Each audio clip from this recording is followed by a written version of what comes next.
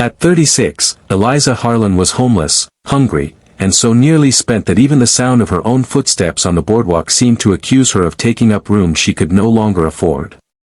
Amos Creed, who kept the bank, the freight contracts, and most of the fear in Red Wash, Colorado, had cast her out 3 days after her father's burial because she had stood in the probate room and said, in a voice too steady for his liking, that Silas Harlan had died owing no honest man a thing.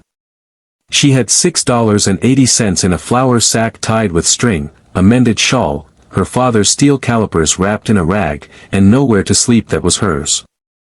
So when the sheriff knocked down the abandoned Calder forge at the edge of town for $5, and the men under the awning laughed to see a woman by a shell of soot and brick that even stray dogs had quit, she lifted her hand anyway.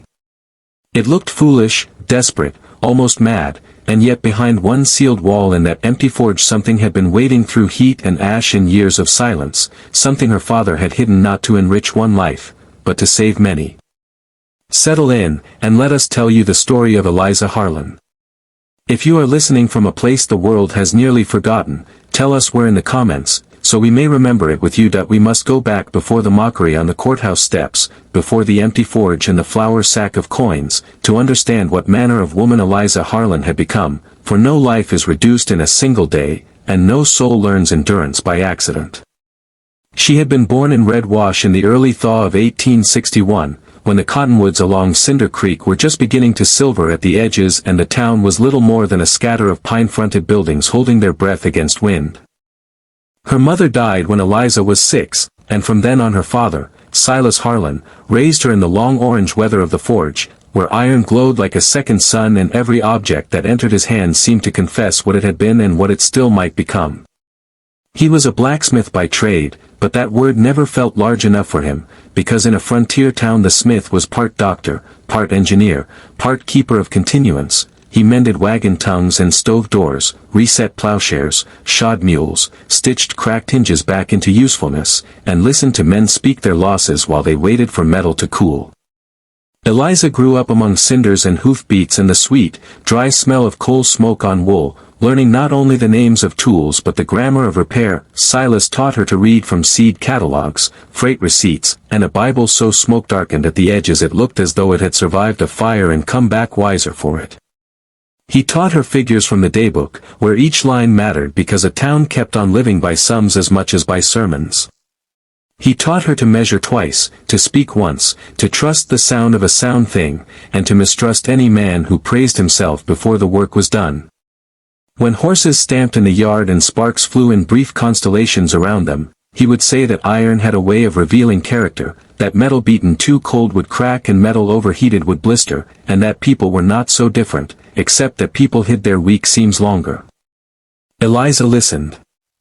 She learned where to set her stance when swinging a hammer, how to watch color in a bar instead of guessing at it, how to read grain in wood, how to patch leather, how to sharpen a blade until it seemed to hum in the hand, and how to carry dignity in a room where men assumed it could not belong to a woman unless borrowed from a father or a husband.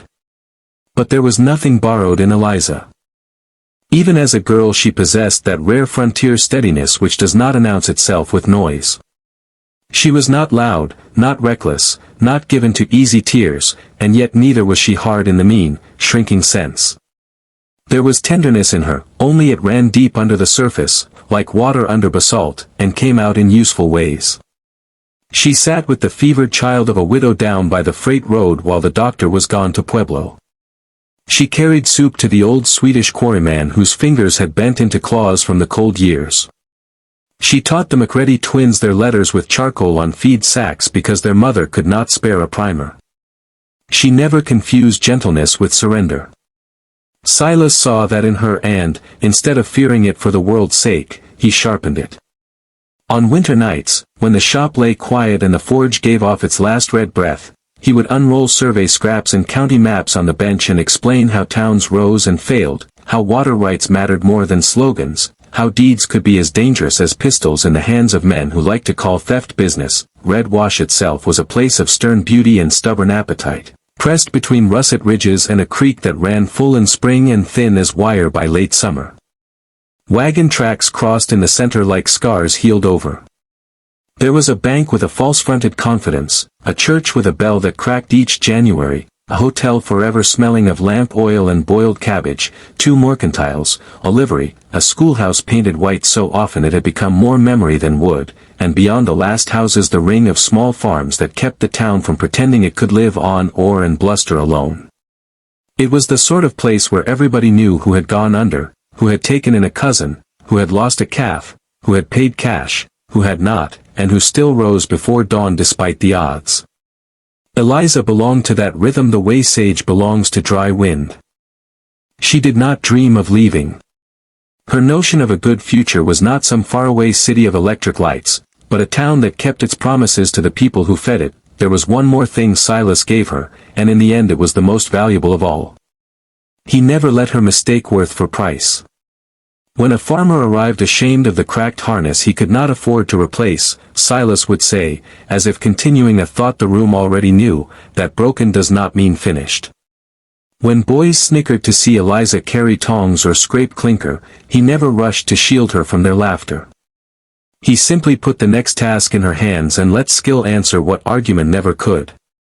When Amos Creed, years later, began to expand his influence over Red Wash with his polished boots and ledger smile, Silas remarked only once that the most dangerous men were those who made themselves sound inevitable.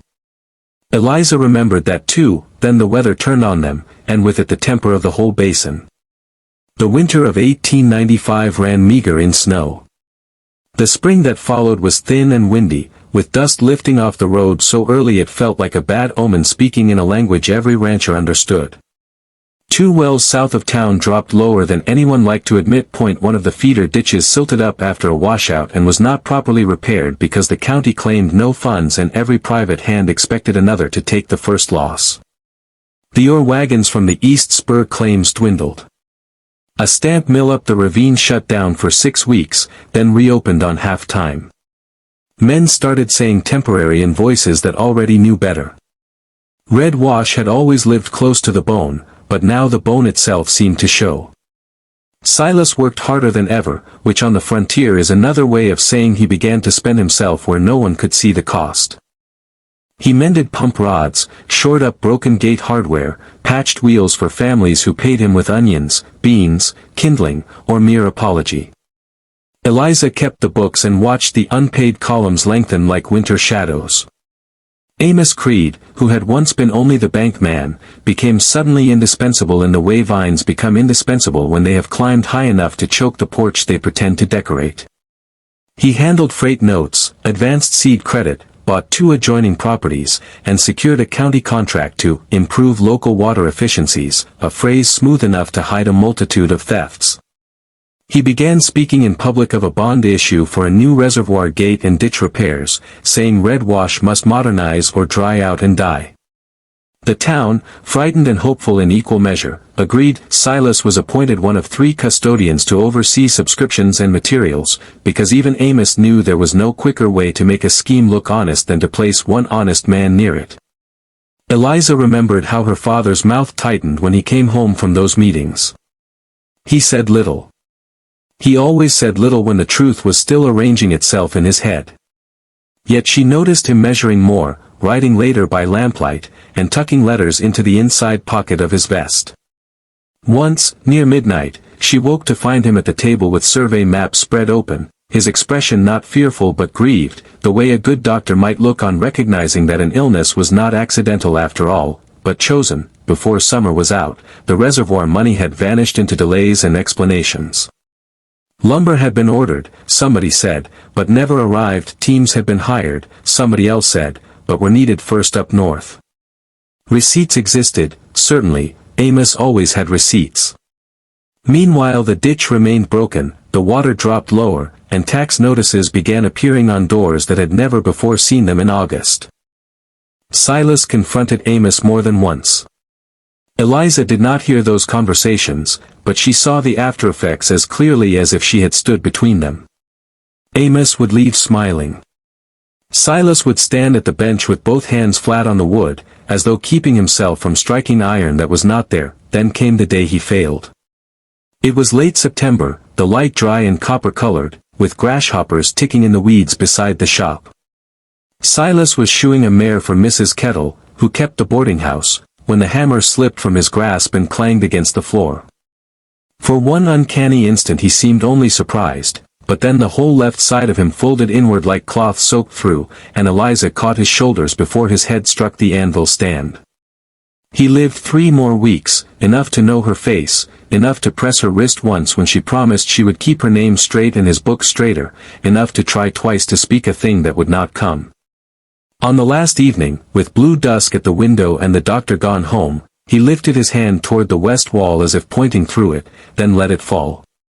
By dawn he was gone. Grief in a small town is never private for long, but justice can be. On the 3rd day after the burial, while casseroles cooled on borrowed platters and neighbors still spoke softly at the gate, Amos Creed arrived with the county clerk and a folded paper bearing seals. He claimed unpaid taxes, collateral obligations, and arrears tied to the forge lot and the cottage behind it. He spoke with a pity so smooth it offended the air. He said Silas had overextended himself. He said unfortunate misunderstandings had arisen around the bond accounts. He said the bank had no desire to be severe, but business was business. Eliza, whose eyes were raw from weeping and too clear for lies, asked him plainly where the reservoir money had gone. He told her that grief made women imaginative. She told him that cowardice made some men tidy. The clerk looked at his boots. By sundown she had been given a week to clear out. A week is long enough to learn which neighbors love you and which only approve of you when approval costs nothing. Dinah Rue, the schoolteacher, came with pie and quiet outrage. Mateo Baca, whose family farm lay downstream where the ditch had failed worst, offered his wagon for moving. Mrs. Kettle tucked silverware into Eliza's hands and pretended not to. Yet others crossed the street rather than be seen speaking to a woman under financial cloud. A rumor spread, as rumors do, by those who never acknowledge holding them, that Silas himself had mishandled the bond money and Amos was merely cleaning up after a dead man. It was not widely believed, but it was repeated often enough to stain. Eliza sold what would not fit on a wagon, a rocking chair, extra quilts, a walnut side table her mother had once polished with beeswax until it shone like still tea. She kept her father's calipers, his daybook, a box of bolts sorted by size, and the old blue crock where her mother had kept flour.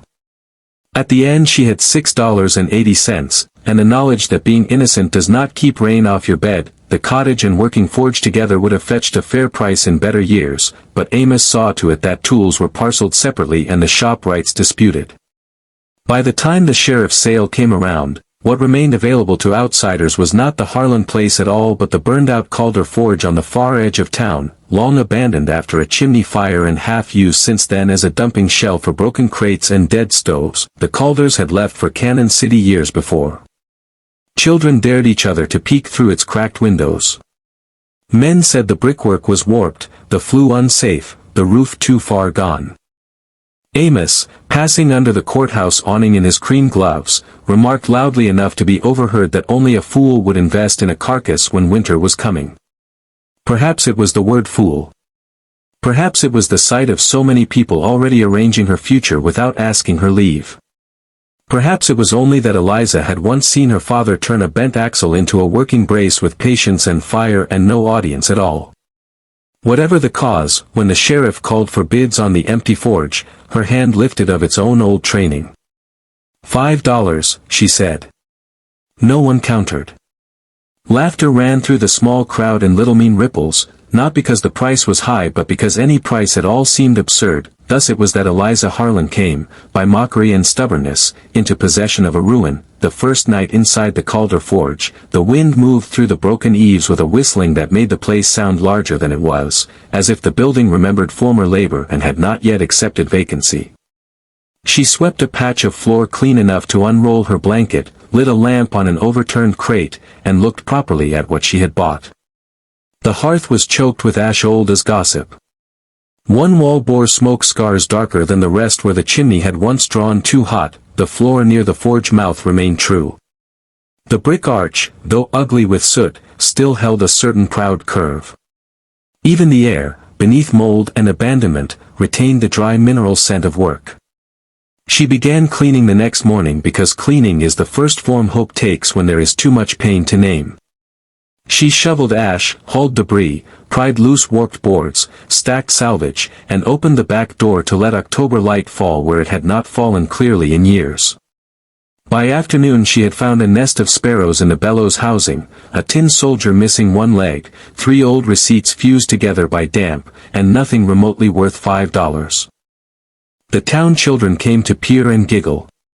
One boy asked if she meant to shoe ghosts.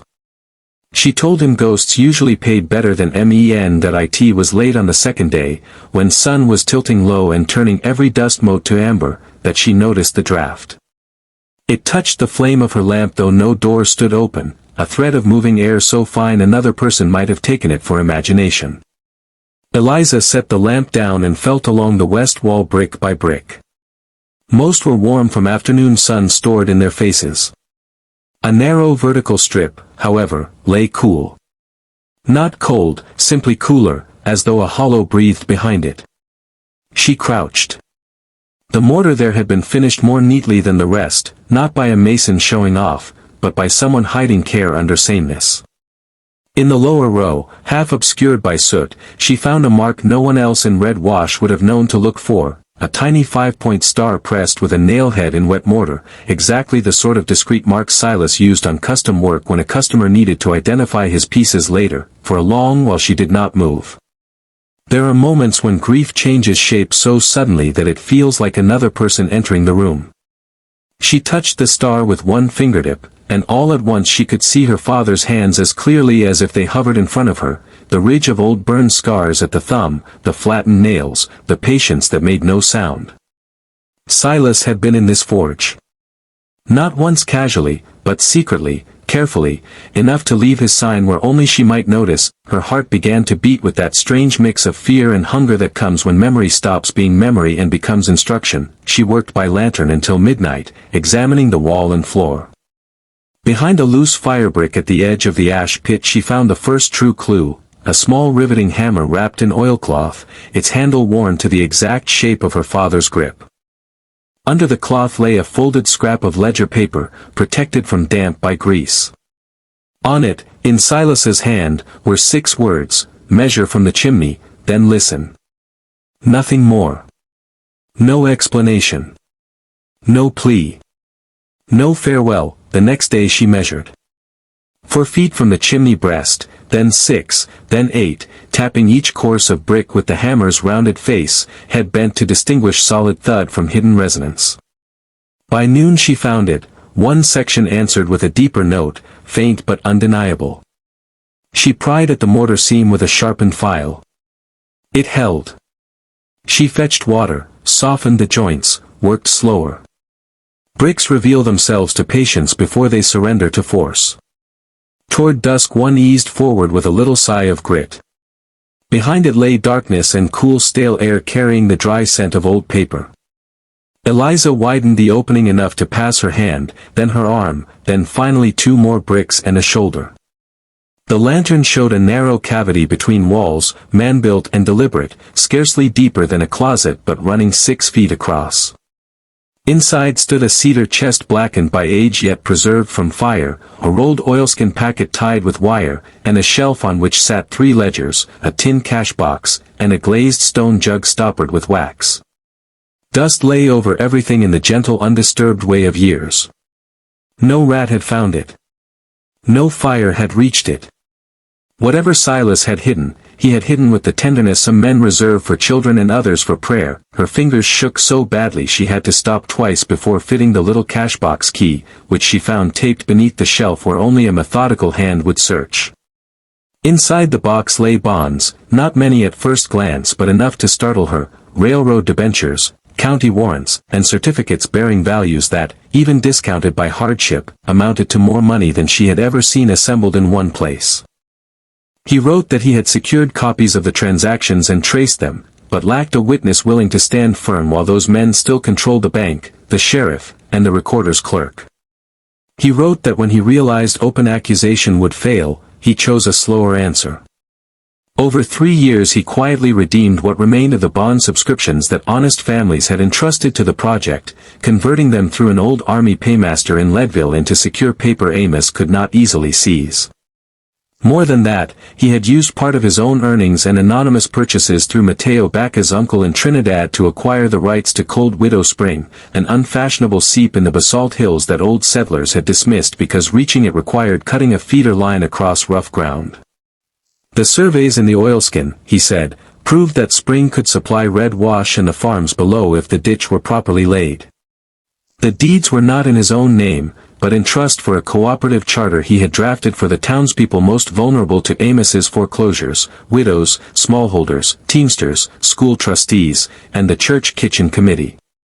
His greatest secret, written in plain hand at the bottom, was this: he had never been trying to save his forge.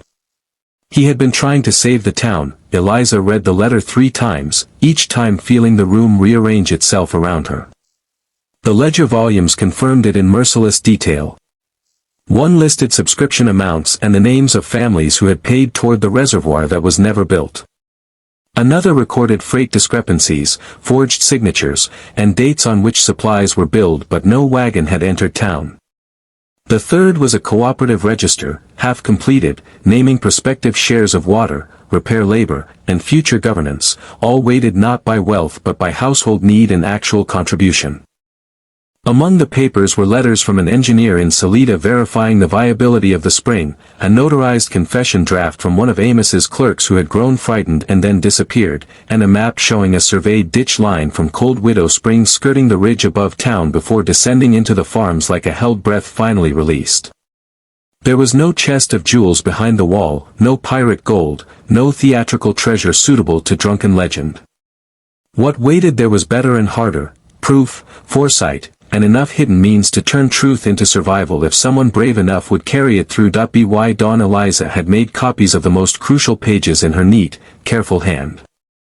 Before noon she had shown Dinah Rue and Mateo Baca the letter, the map, and 1 bond certificate. Dinah wept silently, not from weakness but from the fatigue of having suspected evil and lacked shape for it.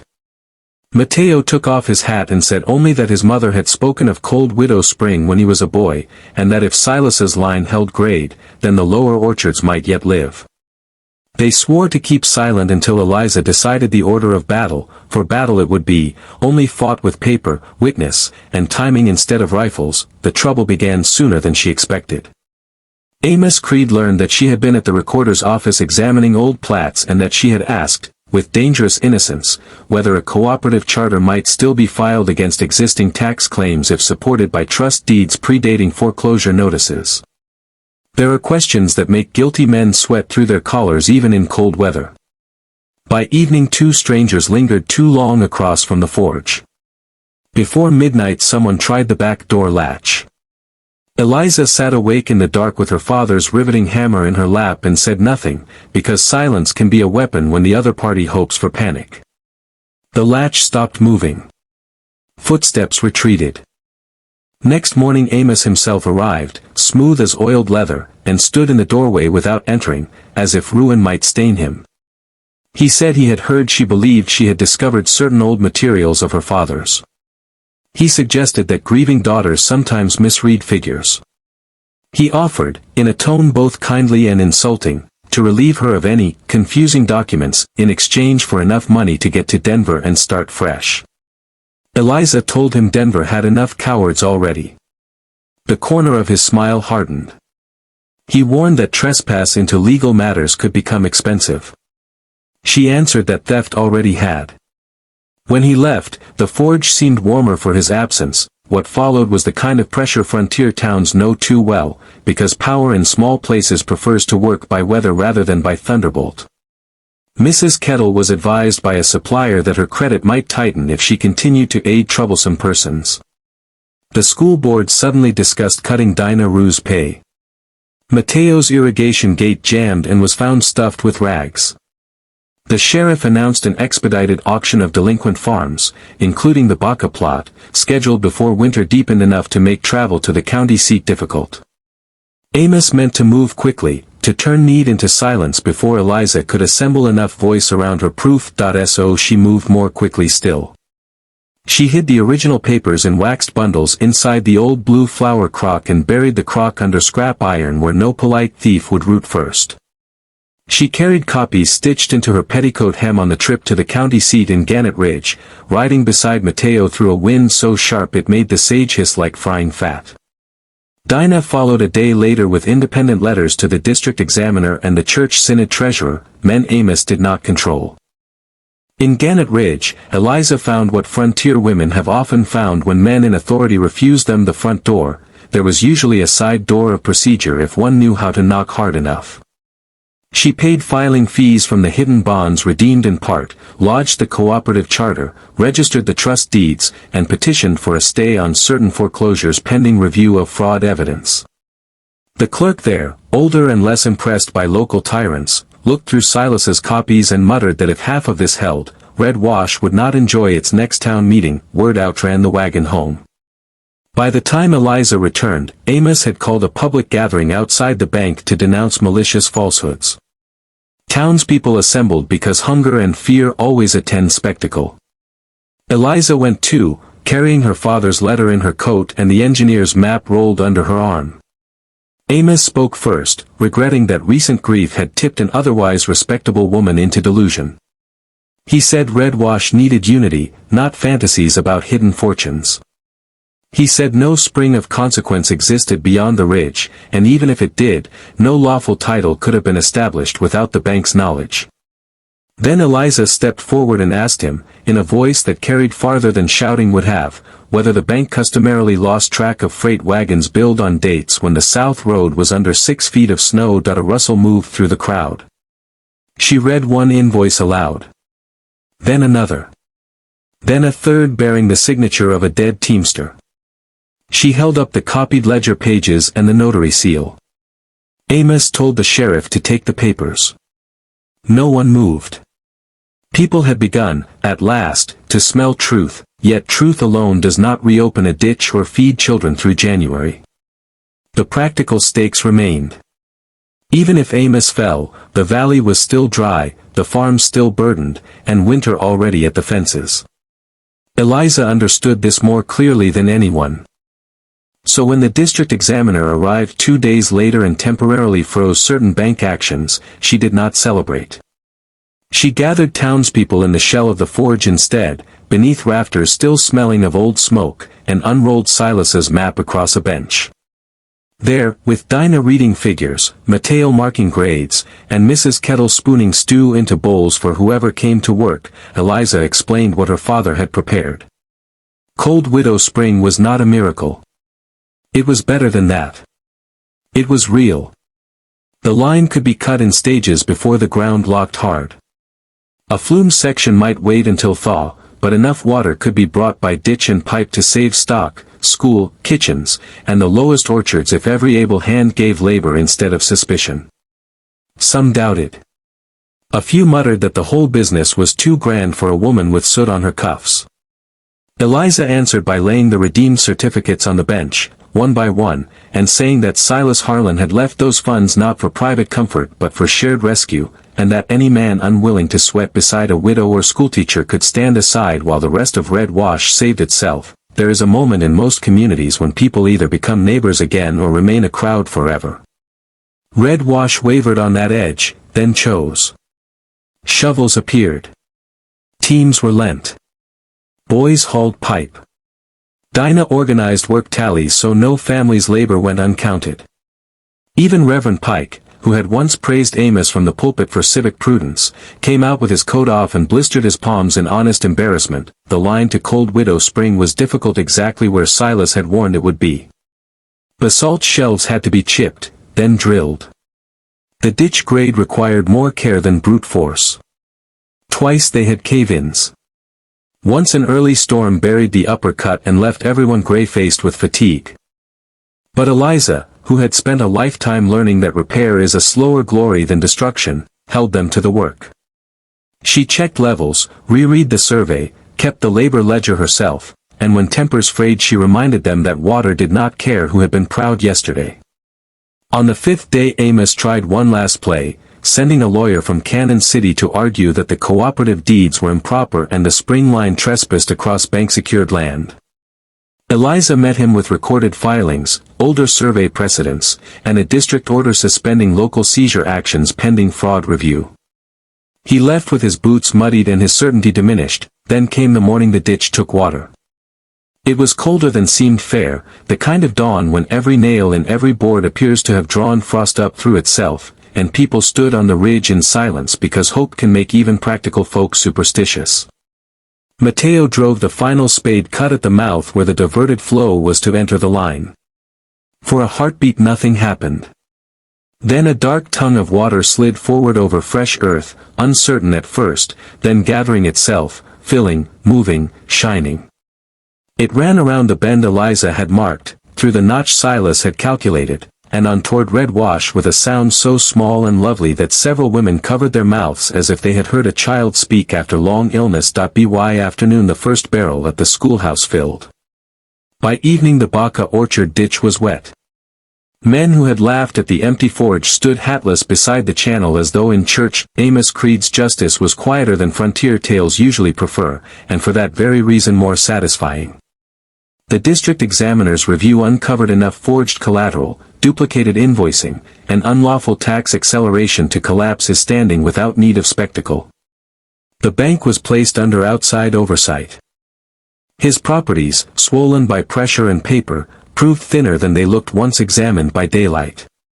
Families whose liens had depended on fraudulent timings received stays or reversals. The sheriff, eager to preserve his own skin, became suddenly cooperative in all matters concerning evidence. Amos was not dragged through the street, nor shot, nor cursed from a rooftop. He was required to sit at a long table while men from Gannett Ridge turned page after page of his cleverness into accusation. A month later he left Red Wash in a closed wagon with 2 trunks and a face the color of stale flour. No one chased him. No one needed to. He had spent years making himself seem inevitable, and now even the children understood that inevitability had rattled off like cheap tin. As for the hidden money, Eliza honored her father's intention to the letter. The redeemed certificates paid off emergency seed debts for the smallest farms first, then purchased pipe, timber, and proper stonework for the spring head. The cooperative charter gave the town a new structure for maintaining water, tools, and winter stores. The old forge she had bought for $5 became not merely her shelter, but Red Wash Repair House, where broken harness, stove plates, pump parts, and school desks were mended at cost or in exchange for labor credits recorded openly for all to see. Dinah secured enough support to keep the school lit through winter. Mrs. Kettle's kitchen became the noon table for work crews. Mateo oversaw the lower line improvements. And above the west wall, after the chamber had been emptied and respectfully sealed again, Eliza set a small iron star where sunlight might catch it some afternoons and say, without words, that careful hands had once guarded the future there. When we think back to the opening of this story, to a woman of 36 standing almost erased on a courthouse day with $6.80 in her keeping and laughter at her back, we understand more clearly what the town failed to see and what her father, all along, had trusted. They believed Eliza Harlan bought an empty forge because she was cornered, because grief had unseated her judgment, because a woman with no bed and no bank ought to be grateful for any pity instead of reaching for property blackened by fire. They mistook desperation for blindness. But desperation, in the hands of certain souls, can become a lens through which false values suddenly look cheap and true values blaze plain. The forge was never empty.